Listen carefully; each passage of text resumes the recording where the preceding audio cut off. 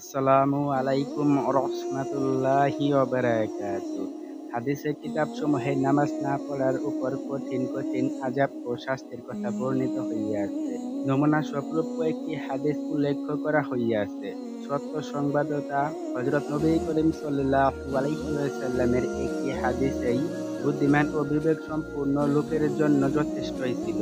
কিন্তু উম্মতের প্রতি হুজুর সাল্লাল্লাহু আলাইহি ওয়াসাল্লামের দয়া ও মহব্বতের উপর কুরবান হইয়া যাওয়া উচিত যে, তিনি আমাদের মনোযোগ আকর্ষণ করিবার জন্য বিভিন্নভাবে বারবার আমাদিগকে সাবধান করিয়াছেন, যাহাতে তাহার নামের ধারক বাহক উম্মত যেন নামাজের ব্যাপারে কোনো রোবুটি না করে। কিন্তু আফসোস আমাদের অবস্থার উপর যে, হুজুরের এই পরিমাণ ইহতিমাম সত্ত্বেও আমরা নামাজের প্রতি কোনো গুরুত্বই দেই না। আবার নিজেদেরকে নির্লজ্জভাবে হুজুরের উম্মত ও তাহার অনুসারী এবং ইসলামের একমাত্র স্বত্বাধিকারী মনে করিয়া থাকি।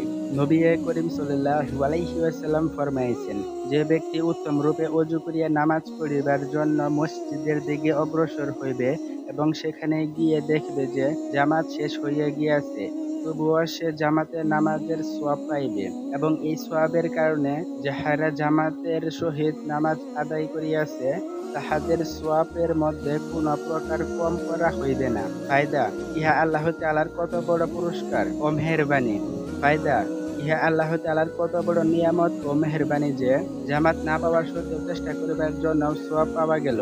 আল্লাহ পাকের এত বড় অনুগ্রহ সত্ত্বেও যদি আমরা তাহা গ্রহণ না করি, তবে ইহাতে কাহার কি ক্ষতি হইবে? আর এই হাদিস দ্বারা ইহাও জানা গেল যে মসজিদে জামাত হইয়া গিয়াছে এই সন্দেহ করিয়া মসজিদে যাওয়া মুলতবি করা উচিত নয়। কেননা মসজিদে যাইয়া যদি দেখা যায় যে জামাত হইয়া গিয়াছে, অবশ্য যদি পূর্ব হতেই এইরূপ সঠিক জানা না থাকে জামাত হইয়া গিয়াছে, তবে কোনো দোষ নেই। ভিডিওটি ভালো লাগলে একটি শেয়ার করবেন এবং একটি লাইক দিবেন। পরবর্তী ভিডিও পেতে একটি সাবস্ক্রাইব করবেন প্লিজ। আসসালামু আলাইকুম রহমাতুল্লাহি ওয়া বারাকাতুহু।